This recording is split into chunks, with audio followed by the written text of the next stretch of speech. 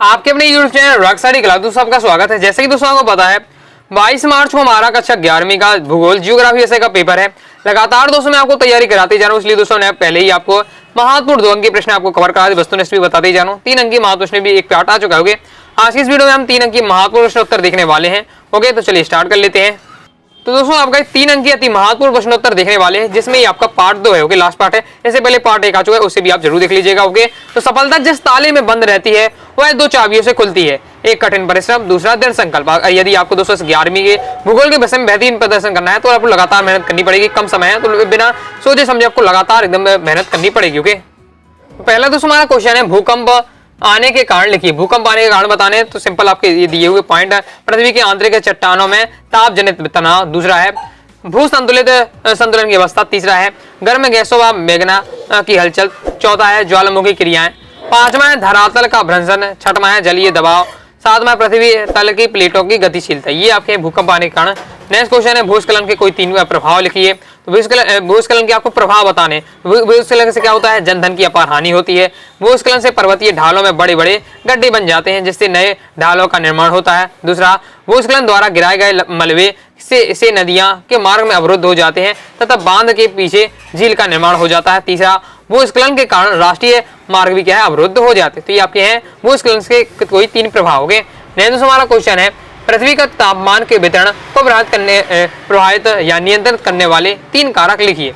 तो देख लेते हैं पृथ्वी के तापमान को वितरण को प्रभावित करने या नियंत्रित करने वाले कारक। पहला है भूमध्य रेखा की दूरी, दूसरा है समुद्र से दूरी, तीसरा है आपका दोस्तों प्रचलित वायु। तो ये आपके 3 आपके कारक दिए हुए हैं, तीनों का आपको तैयार कर लीजिएगा। पॉइंट वाइज पॉइंट आपका दिया हुआ है। ओके, इसकी शॉट आप लीजिए फास्ट, वीडियो फुल क्वालिटी में देखिए तो आपको समझने दिक्कत नहीं होगी। नेक्स्ट हमारा क्वेश्चन है बादल कैसे बनते हैं, बादलों का वर्गीकरण कीजिए।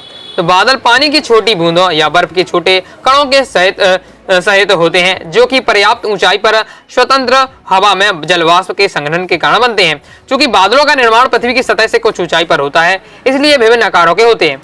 ऊंचाई, विस्तार, घनत्व, पारदर्शिता, अपारदर्शिता के आधार पर बादलों को 4 रूपों में वर्गीकृत किया गया है। पहला पच्छाम मेघ, फिर कपासी मेघ, स्त्री मेघ और वर्षा मेघ। हो गए तैयार, अच्छे से कर लीजिएगा। नेक्स्ट हमारा क्वेश्चन है लहरों के कोई 3 प्रकारों को समझाइए। लहरों का आपको 3 प्रकार बताना है। तो पहला प्रकार है सामान्य लहर। खुले महासागरों में 5 से 15 मीटर तक की ऊंचाई उठ जाती है तथा इनकी लंबाई 100 मीटर से 500 मीटर तक होती है। आगे देख लेते हैं लहर के प्रकार में। नेक्स्ट हमारा सीज लहरों के समुद्र में प्रचंड तूफानों के समय बनने वाली लहरों का प्राय सीज कहा जाता है। इसकी गति 32 किलोमीटर से 95 किलोमीटर प्रति घंटा होती है। फिर तीसरी जो हमारी लहर है वो महातरंग लहर होती है, जो तूफानों से उठी हुई लहर जब समुद्र से में बहुत दूरी तक पहुंच जाती है तो उसकी ऊंचाई घट जाती है, इसे महातरंग कहा जाता है। ओके, नेक्स्ट हमारा क्वेश्चन है ज्वार भाटा उत्पन्न होने के क्या कारण है। तो ज्वार भाटा उत्पन्न होने के कारण मैं आपको बता चुका हूँ। 3 अंक की महत्वपूर्ण मैंने आपको भी ये पार्ट 1 था उसमें मैंने आपको समझाया था। ओके, तो ये आपका कंप्लीट दिया हुआ है, तो अच्छे से तैयार कर लीजिएगा। सिंपल भाषा में दिया हुआ है। बाकी 3 अंक की वाली पहली वीडियो देखी तो उसमें मैंने काफी आपको बता दिया। नेक्स्ट हमारा क्वेश्चन है प्रायद्वीपीय पठार के महत्व लिखिए। ओके, तो देखिए दीर्घ ज्वार भाटा के क्वेश्चन था उसमें मैंने समझा दोगे। प्रायद्वीपीय पठार के आपको महत्व बताने 3, तो ये आपके दिए हुए 3 महत्व। पहला है उपजाऊ लावा मिट्टी, दक्षिण के पठार के अधिकांश भाग उपजाऊ लावा मिट्टी पाई जाती है, जो कपास की फसल के लिए उत्तम है। इसके अतिरिक्त यहाँ तिलहन, कहवा, रबड़, चाय, केला, काजू और गर्म मसाले की उपज होती है। दूसरा है प्रचुर खनिज भंडार। ओके, ये आपकी हेडिंग है, ये प्रचुर खनिज भंडार। इसमें हो जाएगा उपजाऊ लावा मिट्टी, इसमें हो जाएगा प्राकृतिक वनस्पति। ये आपका हो जाएगा के क्षेत्र। ये आपके हेडिंग के अनुसार आपको फिर तैयार कर लीजिएगा प्रायद्वीपीय पठार के महत्व के। नेक्स्ट हमारा क्वेश्चन है प्रायद्वीपीय भारत की नदियों की 3 विशेषताएं लिखिए। इंपॉर्टेंट प्रीवियस ईयर में आ चुका है। तो प्रायद्वीपीय नदियों की 3 विशेषताएं। पहला है प्रायद्वीपीय भारत कोई नदियां समतल भागों से होकर नहीं बहती हैं, इसलिए इनसे नहरें नहीं निकली जाती हैं। नेक्स्ट हमारा प्रायद्वीपीय भारत की नदियों में साल भर पानी नहीं रहता है। तीसरा, प्रायद्वीपीय भारत की नदियां टेढ़ी मेढ़ी नहीं रहती है, अर्थात बेशर्फ नहीं बहती हैं। ओके, ये आपकी दी हुई है भारत की आपकी प्रायद्वीपीय भारत की नदियों की विशेषता। आगे देख लेते हैं।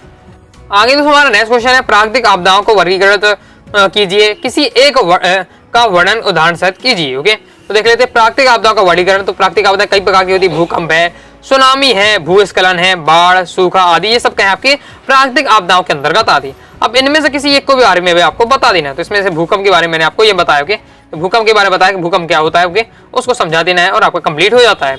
ओके, जिसके बारे में आपको पता है उसके बारे में आप लिख दीजिएगा 4 से 5 लाइन, तो आपका हो जाता है। ओके, नेक्स्ट हमारा क्वेश्चन है, किस स्थिति में विकास के कार्य आपदा बन जाते हैं? तो किस स्थिति में विकास के कार्य आपदा बन जाते हैं? पहला है, सिंचाई तथा बिजली की पूर्ति के लिए बांध बनाए जाते हैं, किंतु यदि इनकी ऊंचाई बढ़ाई जाती है तो बांध का टूट जाना आपदा का कारण बन जाता है। दूसरा है, पर्वतीय क्षेत्रों में आवागमन की सुविधा के लिए सड़क निर्माण कार्य किए जाते हैं, किंतु अगर भूस्खलन हो जाता है तो आपदा का कारण बन जाता है। तीसरा, जनसंख्या वृद्धि होने पर खाद की आपूर्ति के लिए वनों की पूर्ति पर खेती करने के लिए वनों की कटाई की जाती है, किंतु अगर वनों की कटाई आपदा का कारण बन जाता है, क्योंकि इससे क्या है, भूमि का वर्धन अधिक तेज हो जाता है। ओके, तो ये आपकी बताई गई है कि इन स्थितियों में क्या है, विकास के कार्य आपके क्या है, बाधा आपके क्या है, आपदा बन जाते होंगे।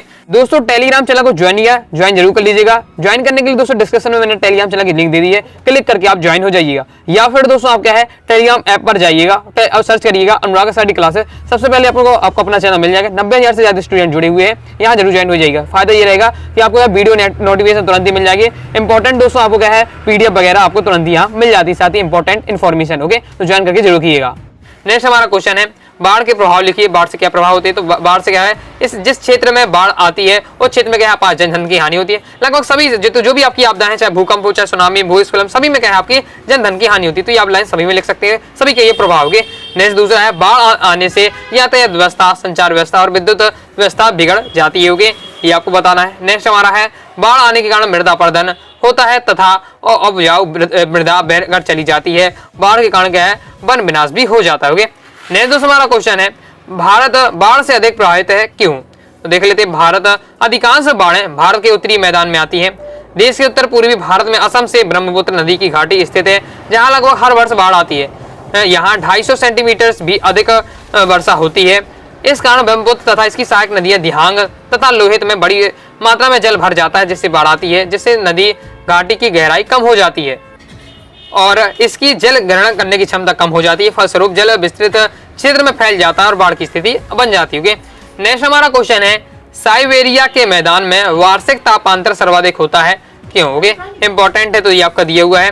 साइबेरिया के मैदानी भाग समुद्र में से काफी दूर हैं और समुद्र से दूर वाले क्षेत्र में विषम जलवायु पाई जाती है। अर्थात साइबेरिया के मैदानी भागों में शीत ऋतु में तापमान क्या है, 18 डिग्री सेल्सियस से आपका 78 सेंटीग्रेड तक रहता है। लेकिन ग्रीष्म ऋतु का तापमान 20 डिग्री सेल्सियस तक पाया जाता है।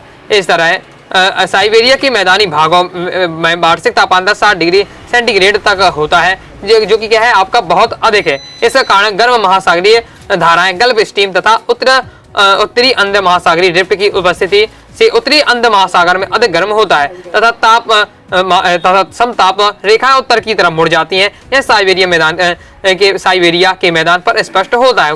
मेन आंसर आपके तीन लाइनों में दिया हुआ है। नेक्स्ट हमारा क्वेश्चन है, सघनन या वर्षण के कौन कौन से प्रकार हैं? तुषार और कोहरा बनने की प्रक्रिया समझाइए। तो देख लेते हैं, आपका सघनन या वर्षण क्या है, जल वाष्प के घनीभूत होकर जल के रूप में बदलने की क्रिया को हम क्या कहते हैं, सघनन कहते हैं। अब आपसे क्या है, सघनन के रूप पूछे गए या प्रकार पूछे गए हैं, तो ओस, तुषार या पाला, कोहरा, मेघ और आपका हिमवृष्टि और ओलावृष्टि, ये सब आपके क्या है, सघनन के रूप है। ओके, अब साथ ही आपसे पूछा जा रहा है क्वेश्चन में कि तुषार और कोहरा के बनने की आपको प्रक्रिया बताने हैं। तो पहले देख लेते हैं पाला बनने की प्रक्रिया, फिर आपके दिए कोहरा बनने की प्रक्रिया। सिंपल भाषा में दिया हुआ है, अच्छे से तैयार कर लीजिए। तो अच्छे से तैयार कर लीजिए, आपका दिया हुआ सॉल्यूशन। नेक्स्ट हमारा क्वेश्चन है, महासागरीय जल का तापमान विभिन्न कारकों पर निर्भर करता है, किन्हीं 3 कारणों को स्पष्ट कीजिए। तो देख लेते हैं, महासागरीय जल का तापमान निम्न कारक पर निर्भर करता है। पहला है जैसे आपका अक्षांश, दूसरा है आपका प्रचलित पवन, तीसरा है दोस्तों आपका महासागरीय धारा है। ये आपके 3 आपके दिए हुए हैं, तीनों का आपको पॉइंट वाइज पॉइंट आपको तैयार कर लीजिएगा। ओके, लाइक और शेयर ठोक दीजिए, महाकाल का दबा के लाइक और शेयर ठोक लीजिए।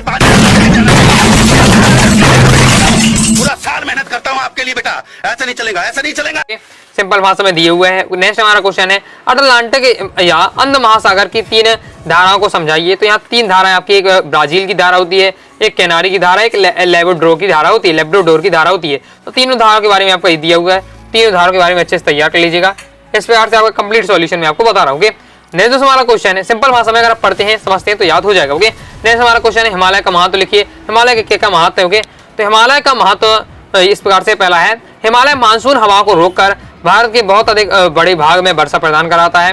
दूसरा, हिमालय में सदा बहानी नदियां निकलती हैं जो सिंचाई, जल, विद्युत और परिवहन के लिए उपयोगी हैं। तीसरा, यह उत्तरी भारत की प्रांतीय सीमा का निर्धारण करता है। तो ये आपके हिमालय के महत्व दिए हुए हैं। नेक्स्ट हमारा क्वेश्चन है उत्तर भारत के मैदानों का निर्माण कैसे हुआ है, समझाइए। तो ये आपका दिया हुआ उत्तर भारत के मैदानों का निर्माण कैसे हुआ है। अतीत काल में हुए प्राकृतिक परिवर्तन के फलस्वरूप तैथीस सागर के उत्तरी भाग में हिमालय पर्वत तथा दक्षिण भाग में दक्षिण का पठार निर्मित होने से बीच में उत्तरी खाई शेष रह गई है।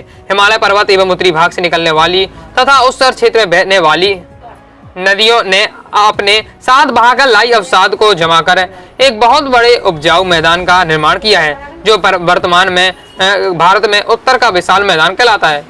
उसमें परतदार चट्टाने व खादर बागर व कांप मैदान पाए जाती होंगे। नेक्स्ट हमारा क्वेश्चन है भारत के सूखा क्षेत्रों का वर्णन कीजिए। तो भारत के सूखा क्षेत्र इस प्रकार से आपके दिए हुए हैं। पहले तो अत्यधिक सूखा प्रभावित क्षेत्र, फिर दूसरा है अधिक सूखा प्रभावित क्षेत्र, तीसरा है आपका मध्यम सूखा प्रभावित क्षेत्र है। इस प्रकार से सूखा क्षेत्र को विभाजित किया गया है। तो याद कर लीजिएगा कि कौन अधिक सूखा प्रभावित क्षेत्र में आता है, कौन मध्य सूखा प्रभावित क्षेत्र में आता है, कौन अत्यधिक सूखा प्रभावित क्षेत्र हो गए। तो याद कर लीजिएगा, थोड़ी समझ लीजिएगा। इस प्रकार से आपका आंसर दिया हुआ, तैयार कर लीजिएगा। नेक्स्ट हमारा क्वेश्चन है आपदा निवारण और प्रबंधन की 3 अवस्थाओं का वर्णन कीजिए। तो आपदा निवारण और प्रबंधन की आवश्यकताएं, पहला है आपदा से पहले, फिर आपदा के समय और आपदा के पश्चात। अगर आपदा आ जाती है तो उससे पहले में क्या स्थिति क्या रहेगी, उसके आपदा के समय में क्या करना चाहिए, आपदा के पश्चात क्या होना चाहिए। तो वो आपका पूरा बता गया है, सिंपल भाषा में दिया हुआ है, तैयार कर लीजिएगा। जैसे अगर आपदा से पहले क्या करना चाहिए, आपदा के बारे में आंकड़े और सूचना एकत्रित करना, आपदा संभावित क्षेत्रों में मानचित्र तैयार करना और लोगों को इसके बारे में जानकारी देना। इसके अलावा संभावित क्षेत्रों में आपदा नियोजन तैयारी करना, तैयारी रखना और बचाव का उपाय करना। जब आपदा के समय क्या करना है, और युद्ध स्तर का बचाव व राहत कार्य करना, जैसे आपदाग्रस्त लोगों को निकालना, आश्रय स्थल देना, राहत कैंप लगाना, जल भोजन दवाइयों की आपूर्ति करना, उनकी मतलब इनकी व्यवस्था करना, जल की भोजन की। फिर आपदा के पश्चात क्या करना है, प्रभावित लोगों को बचाव और पुनर्वास तथा भविष्य की आपदाओं से निपटने के लिए क्षमता निर्माण पर ध्यान केंद्रित करना होगा।